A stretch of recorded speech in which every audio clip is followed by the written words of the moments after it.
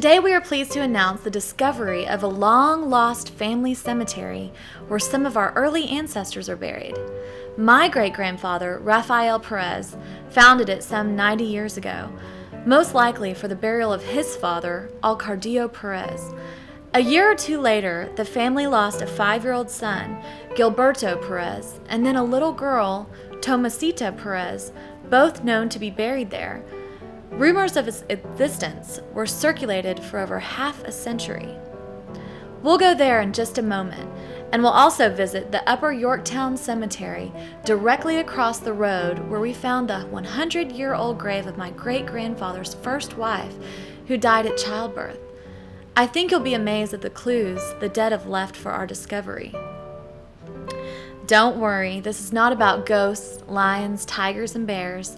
This is all about your history and the early rugged pioneer settlers of Yorktown's enchanting past. Perhaps today you'll see your own place in history and even how it all relates to eternity. The Upper Yorktown Cemetery is located in the oldest part of Yorktown and across the road from the Lost Cemetery, not far from the original Captain York homestead and the old stagecoach stop. Its history dates back many generations to the city's founders. Thanks to concerned citizens, it has undergone a transformation and historical designation. It's interesting to note that from the road, FM 240, you can see a certain grave marker with a cross rising from it. It's one of the first graves located right as you enter the cemetery and visible as you drive in.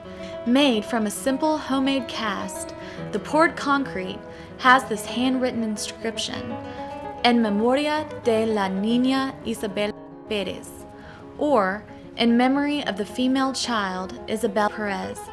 The perimeter is clearly marked as that of an adult interment, so we know there is an adult buried there. But there's a smaller stone within that perimeter, and the inscription on the main stone denotes that a child is also buried there. When a mother and child both died at childbirth, it was a common practice to bury them together, and still is even to this day. Over the years, the family had heard bits and pieces about the sad day when my great-grandfather's first wife and first child died during childbirth.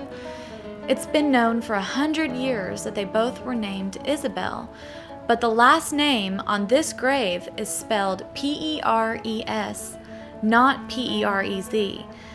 The family history detectives would have to spend countless hours poring over state and county records in Austin and Cuero, knocking on many doors, and a lot of time trying to recall what they had heard the old folks discussing 40 and 50 years ago. Those fleeting memories were now the last resort for any clues which might lead to at least the right questions. Among the many vague recollections from oral family stories, 3 in particular stood out. One, my dad and his brothers and sisters had always heard their dad, Grandpa Perez, say that his dad's father was a Jew born in Spain. 2, his grave was lost, but there used to be a wooden picket fence around it. 3, Rafael Perez, my great-grandfather, had started a cemetery a long time ago. No one remembered exactly where it was, but it was on the way to Mr. Griffin's grocery store north of town.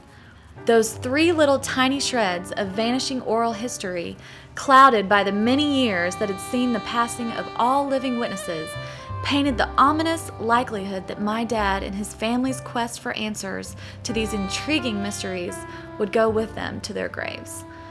They seemed to be the last generation who might possibly be able to put the pieces together and solve the puzzle. Having been away from Yorktown for 40 years compounded the situation. The one question most of us were asking was, where is our great-great-grandfather Alcardillo Perez buried? There was no sign of any cemetery over by the old Griffin's grocery store, except for the Upper Yorktown Cemetery. If there was ever a cemetery in those woods, it would have been swallowed up by 90 years of vegetation and neglect. My dad, Aunt Carmen, and Uncle Alcardillo, named after the man in the lost grave, went looking for it last spring. After several hours with no success, they retreated to the Upper Yorktown Cemetery to look for the grave there. What they found was truly astonishing.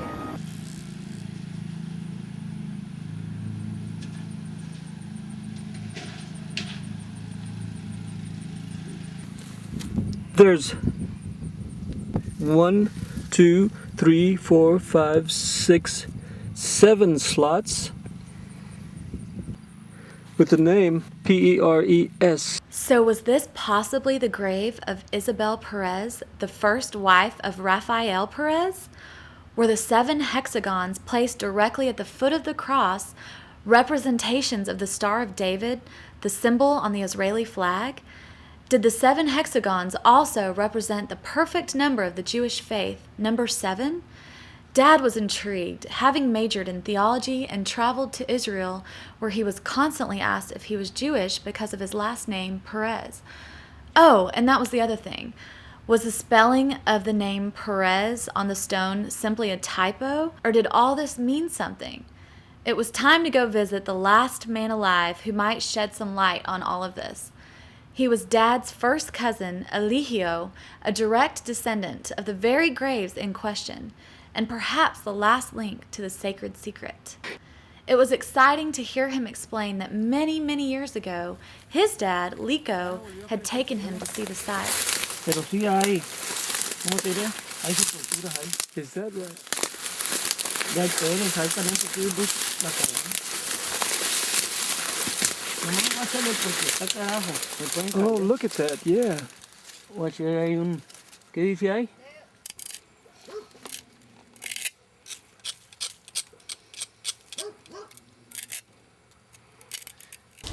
Who told you that your great-grandfather might be here? Well, we're only assuming because it was within 2 years of his death. We think he died around 1916, and this grave over here was about his grandson would be buried right there about 1917 or 18. But that one there is obviously a grave.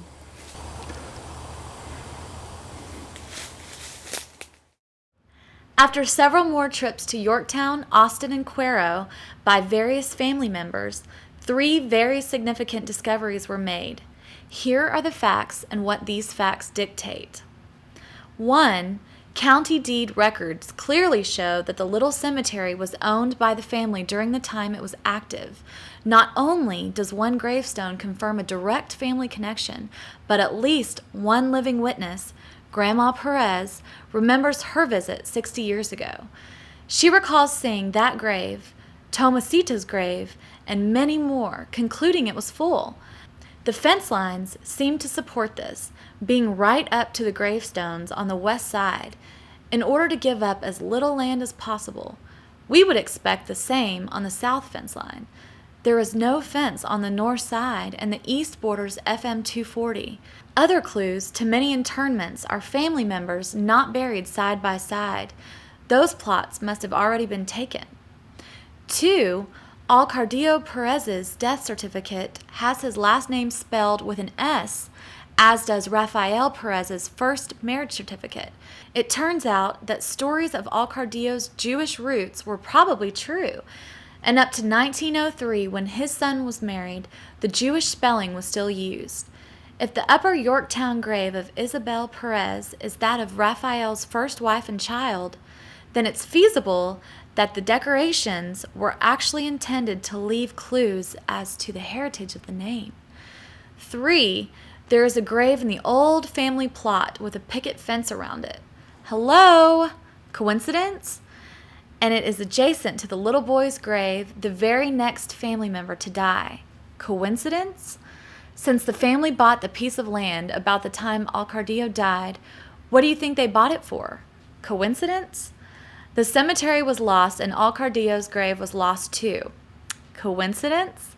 If Alcardillo was Jewish or had a Jewish name, would a Christian cemetery accept him back in 1916?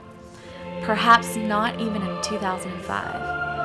Of course, there are many related facts we will probably never know, but if I had to bet, My bet would be that Alcardillo Perez is buried in that grave with the picket fence right next to his grandson Gilberto and granddaughter Tomasita, surrounded by many friends and acquaintances of Rafael Perez, who founded the cemetery, sadly because his stubborn father would not change the S to a Z.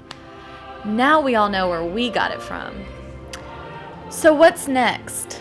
I mean, for the future, and those yet-to-be-born descendants who would be somewhat disappointed in us, as we were in those before us for leaving only sketchy clues to who we were and where we came from.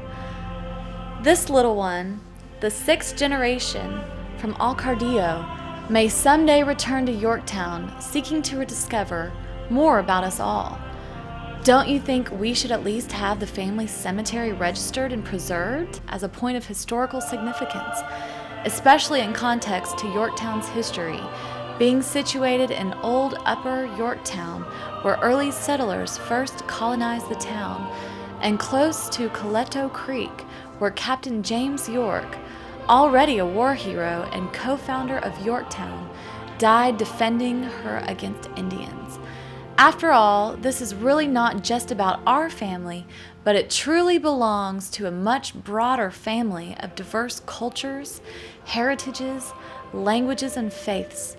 The collective history of DeWitt County, Texas, is a kaleidoscope of converging cultures culminating in a rich, eclectic legacy. For this is where the wild, wild West was won. Names like Eckert, York, Riddell, and many others from German, Czech, and Polish descent were joined by Perez, Villarreal, Guerrero, and January. You can read all about it in this book, Yorktown, Texas, 150-Year Anniversary, co-authored by Francis Hartman, curator of the Yorktown Historical Museum and member of the Yorktown Historical Society. Many of our relatives and friends are mentioned in the book, as well as San Luis Church and Primera Iglesia Baptista, the 2 churches most family members attended. Mrs. Hartman ends the book with a beautiful poem she wrote about the multicultural makeup of Yorktown and the harmony among all settlers working together to make Yorktown their better home. The diverse settlers greeted each other in many different styles, but always handshakes accompanied by very friendly smiles. The Germans and Hispanics brought many songs of romance. Poles, Czechs, and others brought their music and polkas to dance. Soon schools were established in the stage stop station, and many responded to the little brown church's invitation. Shoulder to shoulder, the people now stand, planning and working together hand in hand. Now they are a great united effective band, working and praying to create a better town and land. What a beautiful poem about Yorktown's early history. Only the wind seemed to remember the names and faces it had blown across miles and miles of Texas farm-to-market DeWitt County roads and abandoned cemeteries along the way,